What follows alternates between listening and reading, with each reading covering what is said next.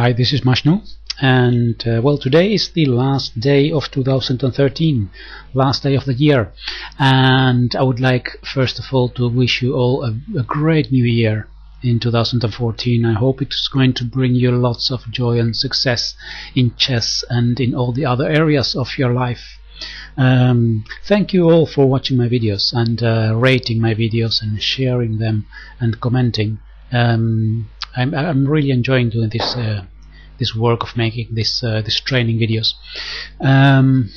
Well, I wanted to end the year with a beautiful example, beautiful fragment, and I found this one. It's absolutely wonderful, so I'm sure you're gonna love this one.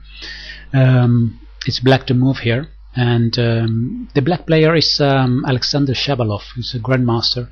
The game was played in 1986, and he's playing against an American player from the USA, Yuri Vetema. I'm not sure how to pronounce his last name. V-E-T-E-M-A-A. Anyway, it's black to move here, so perhaps you would like to pause the video and let your brains work. That's the best way to improve our chess.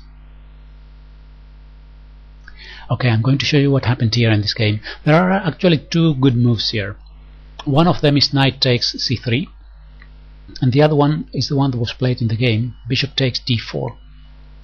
Notice that we have opposite side castling, so both kings can be attacked. Actually, white has here a very clear threat of taking the bishop on f5, and after queen takes back, then bishop from e2 to g4, winning the exchange, because queen and rook will be attacked. So this bishop takes d4 is on one hand a defensive move, but on the other hand it's a very strong attacking move. And you'll notice why this is so attacking in the few moves later. Bishop takes d4 played. Now here white retakes, queen takes d4. Now again, a moment to pause the video and think what you would do here with black. In the game, the next move was played. Knight from a6 to c5 has a very clear threat, of course, and that's knight to, oops, I'm sorry, up like that, sorry. Okay, knight to b3 checkmate. So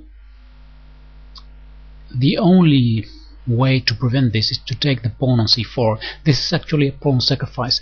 Black took the pawn with the bishop. Bishop takes c4. In a moment after the video, after I show you the rest of the game, I'm going to show you what happens if queen takes c4. The following move is a beauty, really. So try to find it. Alright, here it comes. Shabalov played in this position the move queen to b5, placing the queen en prise.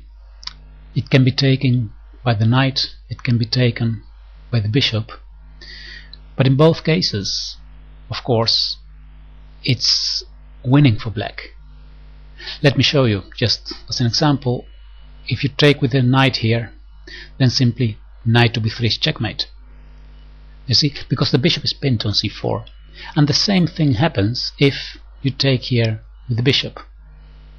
Also then knight to b3 is checkmate, because then the knight is pinned on c3. So this means that this queen cannot be taken, and we are threatening a checkmate on b2. Well, how to prevent this?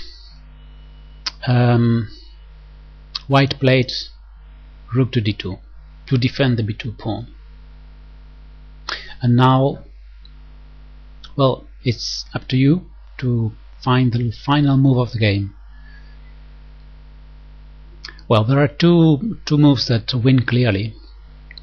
One of them is knight takes c3 that was played in the game. Here, actually, whether white takes back it doesn't matter. Then knight to b3 follows again this check, and it's terrible because c4 cannot take, because then the queen falls. The queen cannot take because then follows a nice move here, again making use of the pin of this c4 bishop. So after knight to b3, if you move the king away, then rook takes e4, and the position of white is terrible. He's a piece down, and he's going to be mated on c1 if the queen moves. Yeah. So here, if the queen goes away, let's say somewhere here, then rook c1 is checkmate, because the queen covers the escaping square e2. So this is a very nice line. And well, the other move, by the way, let me return. Where do we leave here? I told you there were two winning moves. The other one is to play immediately knight to b3 check. It's also winning, because also here, I mean, you don't want to lose the queen, so you have to take back, and after this you can take on c3, and more or less the same thing happen. If b takes c3, then queen takes b3, and the advantage of black is clear. If rook takes c3, it's a deadly threat. There's actually no good way to prevent this. Even if the rook moves, by the way, to give some space to the king, then still we can take on c3, and it's a very, very strong attack. Here we can give a check on d3, winning the queen already. Now, I promised you I would show you another variation, and that is what happens if the queen takes on c4. So I'll go back to that moment right here. So after knight a6 to c5, this white played bishop to takes c4, but what happens if queen takes c4? Well, in that case we can give a check on d3 with the knight to d3 check, attacking the queen. And well, perhaps it's interesting to have a look at what happens if he takes here on d3 and takes then this rook. Does white have enough compensation here? Well, first of all, the material balance is in favor of black, because he has a queen for a rook and a piece, a light piece. But more important than that is that the white king is very, very weak now. Here black can take on c3, and after white takes back, play queen to a4, and now everything collapses. a3 is attacked, the bishop on c4 is attacked. If the bishop moves, then the bishop on f4 will fall, and if he tries to defend this bishop with something like this, then queen to c2 is checkmate. So there are too many threats here. Bishop to d3, then f4 will fall. So this is absolutely impossible to hold. So it's not only about material, it's actually about attack and the weakness of the white king.